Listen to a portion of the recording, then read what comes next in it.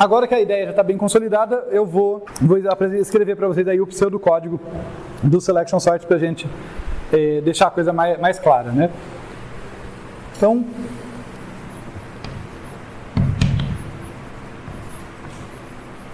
Selection Sort recebe um vetor V de tamanho N. E o que eu vou fazer aqui? Bem, eu vou começar percorrendo, né, para I igual a 0.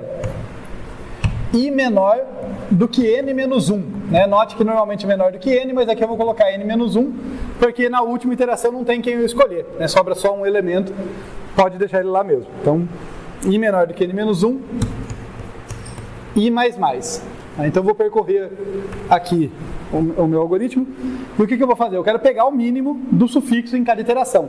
O sufixo, como ficou claro aqui, ó, ele começa em I e vai até N menos 1. Então eu começo indicando que, olha, o índice do mínimo daquela iteração vai começar sendo o I. Tá? Eu começo chutando que é o próprio I e eu vou trocar sempre que eu achar um cara menor. Né? Então eu vou percorrer aqui, olha, para J igual a I mais 1, né? Afinal eu já marquei o índice, meu chute inicial foi que era o índice do mínimo. Aliás, deixa eu até fazer uma observação aqui. É muito comum, eu vejo os códigos de vocês, quando vocês querem pegar o mínimo, vocês colocam assim, seja, sei lá, o valor que eu estou buscando, o valor do mínimo, seja mais infinito, né? Seja o maior valor que eu consigo representar. E daí vocês percorrem o intervalo, trocando sempre que acha alguém menor. Tudo bem, não está errado, mas eu acho levemente mais elegante, dado que o mínimo de um conjunto vai ter que ser alguém do conjunto, fazer desse jeito. Se ao invés de passar que o valor do mínimo é o maior elemento possível, né, já começa pegando o primeiro cara, percebe? Né, eu já peguei o primeiro cara, o meu intervalo vai de I até N menos 1, então eu já chuto que é o primeiro e agora eu só vou percorrer os outros. Isso vai dar diferença na eficiência? Não, é mais uma questão conceitual. Tá? Os dois jeitos vão funcionar basicamente iguais. Mas eu acho levemente mais elegante assim. Eu não preciso ficar sofrendo, me perguntando qual que é a constante que representa o maior elemento possível, o maior inteiro possível, ou algo assim. Mas beleza, então o J é igual a I mais 1. Tá? Ele vai começar igual a I mais 1. Enquanto ele for menor do que N, aí sim, veja, aqui é importante ir até o último. Porque o último elemento pode ser quem eu estou procurando. Né? Então eu tenho que ir até o N menos 1 mesmo aqui. J mais aqui, tá legal. E o que eu vou fazer? Vou testar, né? Se VJ é menor do que V índice índice do mínimo, daí eu vou ter que guardar, né? Eu vou ter que atualizar o índice do mínimo, vai receber J. Né? A ideia é o quê? Quando eu sair desse laço interno aqui, quando eu terminar esse laço interno, que tem o if e essa atribuição, eu tenho nas minhas mãos o índice do menor elemento. E é ele quem eu vou colocar na 10ª posição. Então, eu venho aqui, ó, terminei esse laço interno. O que eu faço? Troca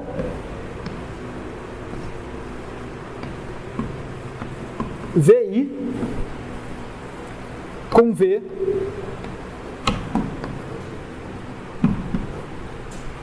do índice mínimo. Tudo bem? Esse é o nosso Selection Sort. Havendo tempo, gente, como hoje a gente não tem dois algoritmos de ordenação, teve que o Shuffle no início como um bônus, né, mas de ordenação só tem um. Na última aula a gente viu Insertion Sort e diversas versões do Bubble, né? Então, havendo tempo, eu quero fazer com vocês hoje, um pouquinho mais detalhado, a prova de corretude do Selection Sort. Faz tempo que a gente não faz invariante de laço, aquelas coisas que vocês adoram tanto, né? Mas, vou deixar isso para um momento oportuno. Vamos falar primeiro da eficiência de tempo, que eu acho que ela vai trazer menos sofrimento, né? Menos dor, ranger de dentes, essas coisas. Então, eficiência de tempo, gente. Laço dentro de laço. O que a gente já desconfia aqui? Quadrado, né? Vamos fazer nos dois níveis. Vamos fazer aquela análise mais por cima, que costuma estar certa, mas não é para confiar totalmente na intuição sempre. Que é o quê? Olha, esse laço vai de I mais 1 até N, né? Sendo que o I pode ser pequeno. Às vezes é maior, às vezes é menor. mas ele pode ser pequeno. Então, esse cara aqui eu vou dizer, por cima, que ele leva tempo da ordem de n. Tá? Esse laço aqui, né, da ordem de n iterações. Agora, o laço de fora, tá, também leva da ordem de n. Afinal, o i começa em 0, vai até n-1 ali, n-2. Bem, se eu tenho da ordem de n iterações, né, aqui, e dentro de cada uma delas eu executo da ordem de n iterações no laço interno, n vezes n, eu vou ter n quadrado. Né? Então esse algoritmo é da ordem de n ao quadrado. Eu já vou fazer uma análise um pouquinho mais precisa disso. Mas antes, só para perguntar, antes que eu me esqueça. No pior caso, da ordem de n quadrado. E no melhor caso?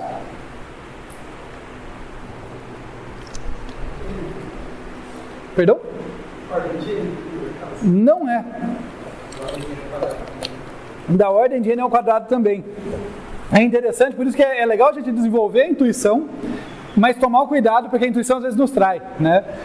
No insertion sort, fazendo a comparação de novo, no insertion sort, o laço de dentro, ele ficava procurando a posição em que ele tinha que inserir o elemento corrente, né, para manter o prefixo ordenado. Podia ser que a posição fosse a mesma que ele já estava, e ele parava imediatamente. Esse cara não tem esse privilégio, porque o que ele tem que fazer no laço interno? Descobrir quem é o menor elemento do sufixo. Veja que ele não vai saber qual é o menor elemento do sufixo antes de percorrer o vetor inteiro, ainda que ele já tenha o menor elemento em mãos. Né? Suponha que você passou o vetor ordenado para ele. Então, na primeira iteração, ele tem lá, está com o 1 em mãos, né? Os valores estão entre 1 e n, né? E já está em ordem. Então, ele tem o 1 em mãos. Tá? Ele já começa aqui, olha, índice min igual a 0, e está correto, porque é o cara da posição V0 mesmo que é o menor. Vocês concordam que ele não tem como saber a priori que esse cara é o menor, ele vai ter que percorrer esse laço inteiro? Vocês notam que não tem nenhuma condição que faz esse laço terminar mais cedo, né? O que pode variar um pouquinho ali no custo desse cara é se ele entra ou não nesse if, né? Porque daí tem uma atribuição, quando entra, quando não entra não tem. Então pode ser que ele passe por alguns vetores em que ele tem que desembaraçar, ele troca de opinião sobre quem é o mínimo muitas vezes, em outros não. Mas de qualquer forma ele vai ter que realizar todas as iterações. Tá? Não tem como ele escapar do n quadrado. Selection sort não escapa do n quadrado. Melhor caso, ele da ordem de n quadrado também. Tudo bem? Tá claro? Mas eu disse que eu ia fazer uma conta um pouquinho mais cuidadosa aqui, né? E qual que é essa conta um pouco mais cuidadosa? Eu já mostrei outras vezes para vocês contas parecidas, mas eu acho que vale a pena a gente olhar, tá? Que é o seguinte, ao invés de só falar, é da ordem de n por dentro, da ordem de n por fora, o que acontece? Por fora, realmente, eu vou realizar da ordem de n iterações aqui, né? Com o i variando de 0 até n-2 ali. Só que aqui dentro, o número de iterações varia, porque começa em i mais 1. Tá? Então, se eu quiser ser mais preciso para contar o número total de iterações, é algo assim, ó. Eu vou somar de i variando de 0 até n-1. Tá? Eu podia colocar n-2, mas vai dar na mesma. Vocês vão ver que isso não vai afetar. E quantas iterações o laço interno faz para cada i? É isso que eu quero dizer com a conta mais precisa, né? Em vez de falar, é da ordem de n, não, depende do i, né? Então vamos ser mais precisos aqui. Bem, ele começa com j em i mais 1 e vai até menor do que n, então deve ser algo como n menos i menos 1. Deixa eu ver. Agora eu estou na dúvida se é n menos i mais 1 ou n menos i menos 1. Eu começo no i mais 1.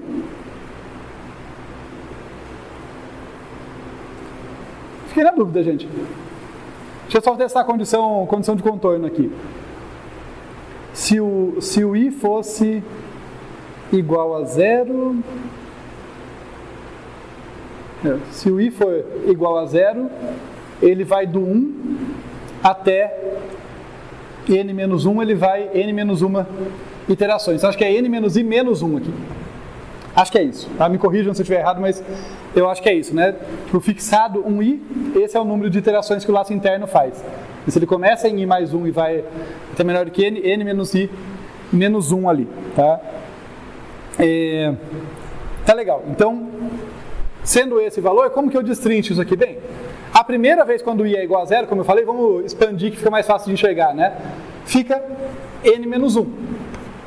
Na segunda iteração fica n menos 2, que o i é um pouquinho maior. Na terceira fica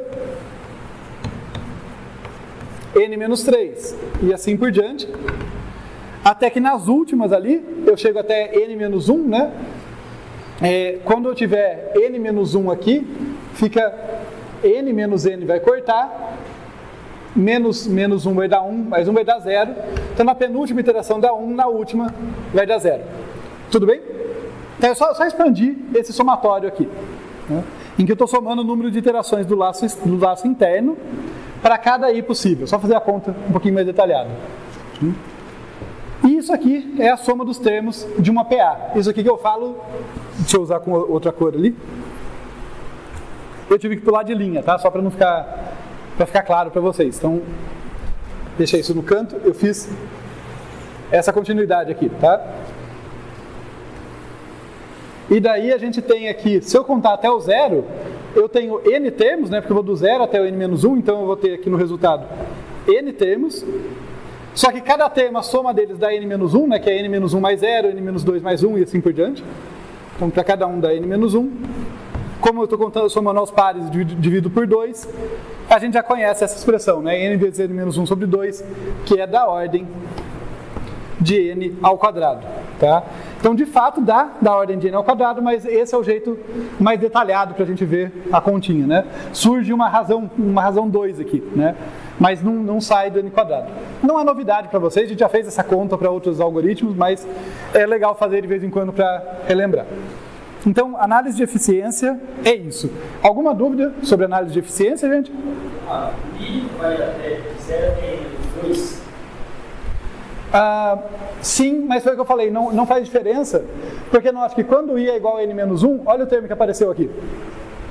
Então, só para você ver o que não ia mudar, é assim, na hora que eu fui fazer a soma dos termos da PA, né, da progressão aritmética, eu falei, olha, eu tenho n termos, porque eu estou indo do 0 até n menos 1, então eu tenho n termos, só que a soma deles dá n menos 1.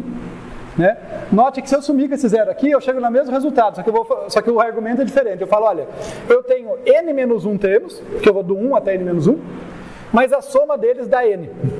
Né? Mas a conta que eu chego é o mesmo. Né? Somar o zero não faz diferença, basicamente. Mas você tem razão. Né? Eu que abusei um pouquinho lá, porque eu sabia que ele não ia fazer diferença, eu coloquei n menos 1. Tá legal, então a gente viu a ideia do selection sort, vimos o pseudocódigo dele, avaliamos que melhor e pior caso, e por consequência caso médio também, né? Porque caso médio está sempre achatado entre os dois, então nesse caso a gente sabe o caso médio, vai dar n quadrado também, né? Se o melhor ou o pior, a dúvida é tipo insertion sort, né? Se o melhor é n, o pior é n quadrado, onde que o médio cai? Né? Daí tem um teste empírico para verificar. Pode perguntar. Quando eu ativou nesse algoritmo, eu achei que a eficiência deveria ser n fatorial também. Você consegue dizer por que você achou isso pra gente? Eu achei que aquele i mais 1, vai ser i mais 1. Aí se... Aqui, né? Aí se eu subtrair com n, o i vai aumentando lá no número 4. Aí se eu subtrair com n menos o i, ele vai ficar sempre uma atrás do...